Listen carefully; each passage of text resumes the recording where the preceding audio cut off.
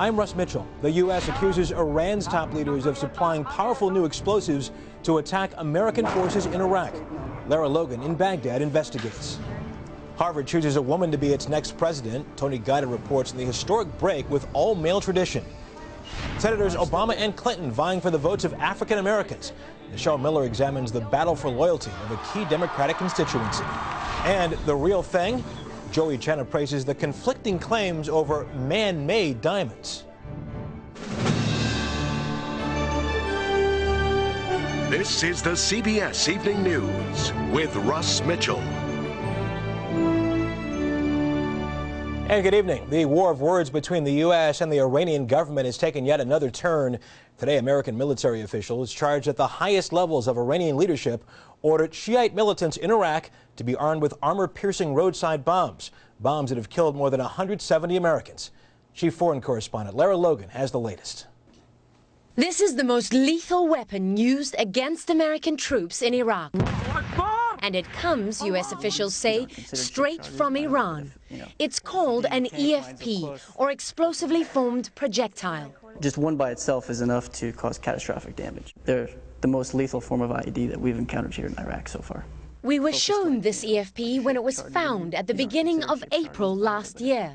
But it wasn't until today that U.S. officials, using slides like this in a background briefing we weren't allowed to film, publicly accused Iran of supplying these and other weapons to Iraqi extremist groups to kill both U.S. and Iraqi soldiers, as well as civilians. EFPs penetrate even the armor on newly reinforced U.S. Humvees, the reason they've claimed more than 170 U.S. lives and wounded 620 so far. Other slides showed mortars that a U.S. explosives expert said had tail fins made in a way unique to Iran. These and other weapons, the U.S. believes, are smuggled into Iraq on orders from the highest levels of the Iranian government, many through these two Iranian border crossings. U.S. intelligence says the weapons are going to Shiite militias that include rogue elements of Muqtada al-Sadr's Mahdi army militia and a breakaway faction of the Badr Corps, the armed wing of a powerful Shiite party. The Iraqi government, we were told, not only knows, but has asked the Iranian government to stop. We were also told that in a recent raid here, the U.S. picked up a list of Iranian weapons that the Iraqi government confirmed Iran had supplied to an Iraqi political group for their own protection. But the U.S. says that sniper rifles and mortars that were on that list are offensive weapons, not defensive. Russ? Lara, I know you and other reporters have been asking military officials about this for quite some time. Why do you think now the military decided to disclose this? Well, the answer we were given to that at the briefing is that the number of explosively formed projectiles has increased so dramatically in the last half of 2006 that the U.S. military pushed to be able to talk about this publicly. But it does raise questions, particularly because the U.S. and Iran are now at odds over the nuclear issue. Russ? Lara Logan in Baghdad. Thank you. This will be a busy week on Capitol Hill. Congress will again take up a resolution that opposes the president's plan to send more than 21,000 more troops to Iraq. Dan Raviv reports on the battle and what the vote could mean for the president. Democrats captured Congress based on a tidal wave of anti-war sentiment. With partisan wrangling blocking the Senate, they're feeling pressure from voters. We've got to stand up and offer real legislation with real teeth and real accountability, or the American public are going to be very, very disappointed, to put it mildly. So the House will step forward this week, almost sure to pass a resolution that supports the troops in the field, but opposes the president sending more of them. Every member will have an opportunity to speak. Every member will have an opportunity to vote. Do you support the escalation of troops in Iraq? Senate Republicans say the problem was they wanted more choices, including no cutoff of funding for the war and explicit support for the president as commander-in-chief. We're ready to go forward now. But we're not going to be dictated to that you can't have a vote on an issue as critical as providing funds for the troops. But there may be a price for the Republican stand. They are seen as obstructionists, people who would rather tie themselves up in procedural rules than have a straightforward debate about the most important issue facing the country. All these resolutions are non-binding. President Bush points out he's the decision maker, but a vote could have strong consequences, especially if it's bipartisan. But once they take that first step, it's easier to take the next step, and the next steps would include using the power of the purse that Congress has to limit the Bush administration's options. No one's talking about cutting off funding for the war, not yet, but a new request for record-high military spending has sparked tough questions about Iraq. Dan Raviv, CBS News, Capitol Hill. President Vladimir Putin is in Saudi Arabia tonight, the first trip ever to that country by a Russian leader. At a conference in Munich yesterday, Putin echoed Cold War rhetoric by accusing the U.S. of making the world unsafe, a charge U.S. Secretary of Defense Robert Gates addressed at that same conference today. We all face many common problems and challenges that must be addressed in partnership with other countries, including Russia. One Cold War was quite enough. Back in this country, that historic snowstorm that's buried upstate New York is set to dump another foot of snow on the next day. The town of Orwell is already under 123 inches, Redfield 136 inches, and Parrish 115 inches. That's where our Kelly Wallace is tonight. It's starting to feel like Groundhog Day, another attempt to dig out. Are you ready for the snow to be long gone? Yes, I think we've had enough. Yep. Isoline Fitzgerald does what she can down below, while her 61-year-old husband Bill is up above. I think in a couple of weeks I'll probably have it done. Trying to make sure his roof doesn't collapse. What is it going to take, though, to clear this roof off? A lot of work. Now, if you don't have anything to do later, we'll still be up here, and it's good exercise. It is an exercise in patience for the road crews and the mechanics, working 14-hour days for 7 days straight. But you must be the most popular people in the whole county, right? Oh, yeah, when there's a problem, they come and see us. Yeah. The weekend snowfall put the small town of Parrish over the 110-inch mark, one of the hardest hit communities in upstate New York after a week of punishing lake-effect snow. Where do you just put all the snow? I mean, you keep getting it. What do you do with it? Just keep pushing it wherever you can. Yeah? For now, they're piling it up behind a county building, but with the first sunshine in days, Bill Fitzgerald hopes Mother Nature finally gives them a break. The sun is out, so maybe that's a good sign, right? Well, one can hope, yeah. You can only hope. The good news is this lake-effect snowstorm is expected to end tomorrow, but folks here don't think winter is ending just yet, and these kids certainly hope it sticks around for a while. The mayor tells us average snowfall here is 300+ inches, and Russ, that's 200 inches more than they've seen so far this year. Oh my goodness. Kelly Wallace hosting a snow party in Parrish, New York. Thank you very much. And so to come on tonight's CBS Evening News, Harvard makes history by choosing its first woman president.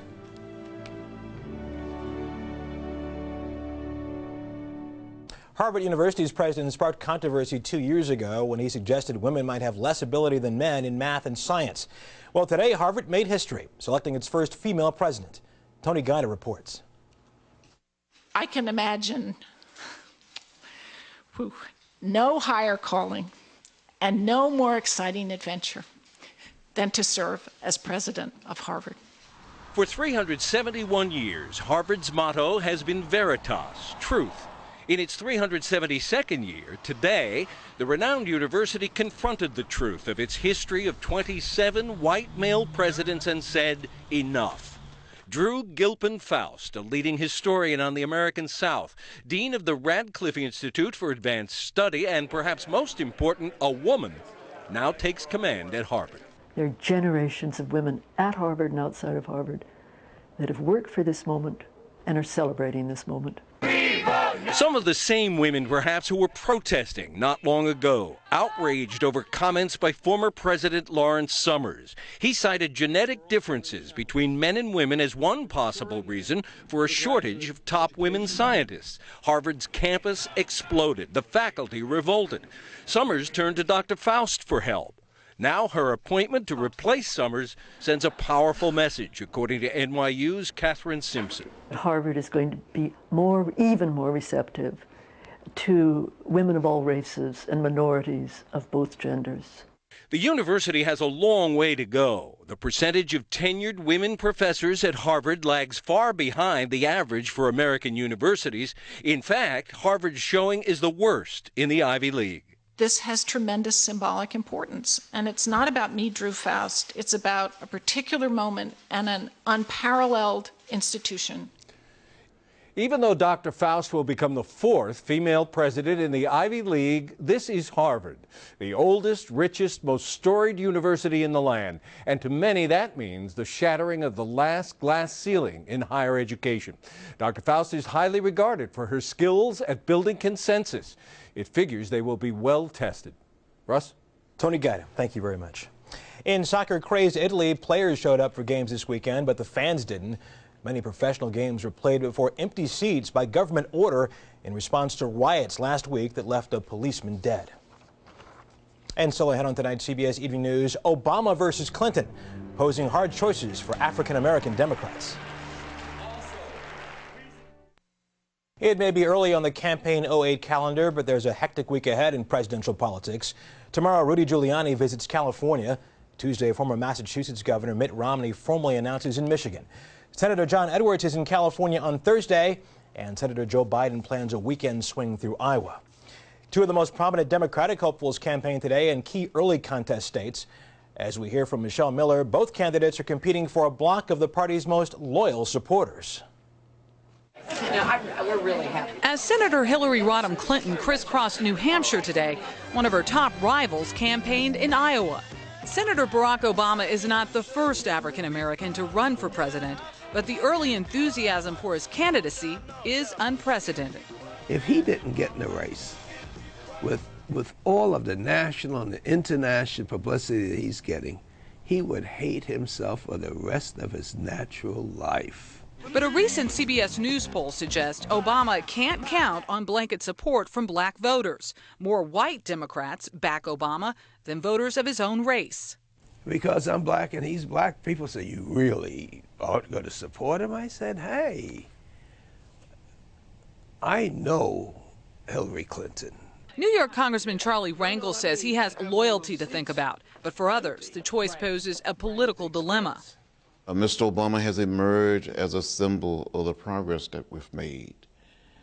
And many of us saw President Clinton as one of us. That popularity has a lot to do with Hillary Clinton's advantage with blacks. They also know more about her than the one-term senator from Illinois. He has a job to do of campaigning and making his record known, making his legislative record in particular known, and his contacts in the black community. Still, the fact that an African American and a woman are both in the race at the same time is nothing short of remarkable to veterans of the civil rights movement. If someone had told me back during the 60s, I would say, you're crazy, you're out of your mind, you don't know what you're talking about. African American Democrats, like most in their party, want to back a winner.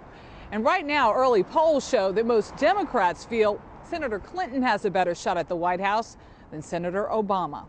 Michelle Miller, CBS News, New York.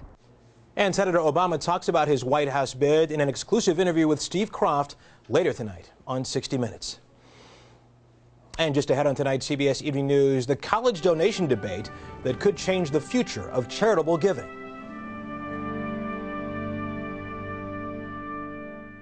A private donation to Princeton University some 46 years ago is now at the center of a very public lawsuit between the school and the children of the donors. The controversy has sparked a debate that could have a lasting impact on charitable giving. And that's tonight's Sunday cover. This was a very, very painful decision because it was not my money, nor was it our generation's money. It was my mother's money. For Bill Robertson, the decision to sue his alma mater is personal. His mother, Marie Robertson, was heir to the A&P supermarket fortune. In 1934, she married Princeton alum Charles Robertson, and in 1961 donated 700,000 shares of stock to her husband's alma mater. It was actually an anonymous gift for the first 10 years because my mother did not want the attention. What the Robertsons did want was to fund a graduate program at Princeton that encouraged students to pursue careers in government, specifically in foreign policy, at the Woodrow Wilson School of Public and International Affairs. My parents were very clear that this gift was to strengthen the government of the United States and extend and defend freedom and democracy around the world. Robertson contends Princeton has not lived up to the original intent of his parents' gift and is asking a court to give him control of the foundation's endowment. In the lawsuit, the Robertsons claim the Ivy League institution has misappropriated $207 million by spending on research, construction of new facilities, and to pay university salaries and bonuses, all unrelated to the foundation's mission.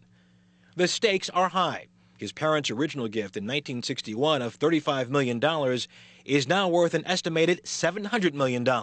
They have been unfaithful to my parents and to the American people from the very beginning. Princeton has aggressively rejected Robertson's claims, and in a statement to CBS News says, quote, "This lawsuit is an attempt by descendants of a donor to seize control of funds their parents chose to give to Princeton. Over the years, Princeton has used the funds as intended to build one of the preeminent programs in the nation and the world." End quote. Philanthropy experts say major donors, universities, and private foundations are closely watching the outcome of this legal battle. The bigger question it raises in a lot of donors' minds, both big and small, is whether they can really trust the institution to do what it wants with the money and how much say a donor gets. In the last 40 years, 158 financial gifts of $50 million or more have been donated to U.S. colleges. But since 1995, 5 universities have had to return donations, including Harvard, which agreed to give back $12 million to Jane Fonda in 2003. Robertson's lawsuit against Princeton probably will not be resolved soon. He says he just wants to reclaim his parents' legacy. If my parents were alive today, I can tell you they would have a very, very uncomfortable sense of betrayal. And Robertson says if he does get control of the foundation, he will continue to fund the graduate program. Up next on tonight's CBS Evening News, is a man-made diamond really a diamond?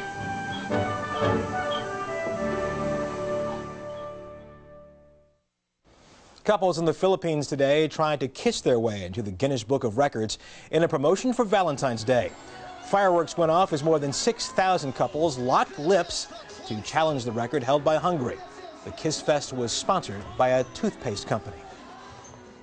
And finally this evening, Valentine's Day is always a prime time for couples to announce their engagements with a diamond ring. And now there's a new kind of sparkler on the market, just as brilliant, but at a lower cost. And that's a cause for controversy, as Joey Chen explains. So you can't buy love, but at this time of year, a little bling usually goes with the real thing. It looks pretty to me. After all, diamonds deliver a glow only nature can create, at least until now. We grow diamonds. You grow diamonds? Yes, we do. Linares is on the cutting edge of the gem business. Absolutely. His company, Apollo Diamonds, makes stones at a lab outside Boston. In just a few days, a tiny diamond seed is fused with carbon and heat and grows into a full-fledged gem, something it takes millions of years to do in nature. I think conventional wisdom would say that diamonds only come from the ground, and that notion is just not true. The company calls the creations cultured diamonds, like cultured pearls, but traditionalists don't buy it. A diamond is forever. Fiercely protective of its exclusive place in the world's most glittering business, the diamond industry wants the government to force the newcomers to call their stones synthetic. Still, experts at the Gemological Institute of America are now grading them like mine diamonds by carat, cut, clarity, and color. They have the makeup and characteristics and chemical composition of a natural diamond, which cubic zirconia doesn't. The Apollo diamond is usually close to colorless. A few other companies produce more exotic, fancy colored stones. The big selling point for any of them is price. So the one that is slightly larger will cost slightly less, and that's the Apollo. Tempting for some cash-strapped shoppers in Boston's Diamond District. I like to give her the same diamonds people have been giving their girlfriends for ages, but if there's a more affordable way and I could get away with it. Oh, no, he can't. No, it has to be a real diamond. As it turns out, most of the early sales have been engagement rings, and none has been returned, proving that it is what's in the heart that matters. Joey Chen, CBS News, Boston. If he can get away with it, good luck. And that's the CBS Evening News. Thanks for joining us this Sunday evening. I'm Russ Mitchell in New York. I'll see you again first thing tomorrow on The Early Show. Good night.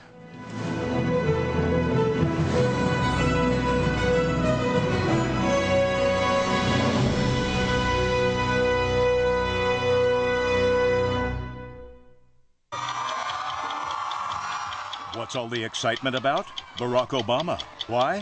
Find out for yourself. He's on 60 Minutes tonight. CBS News. See it now, anytime, anywhere.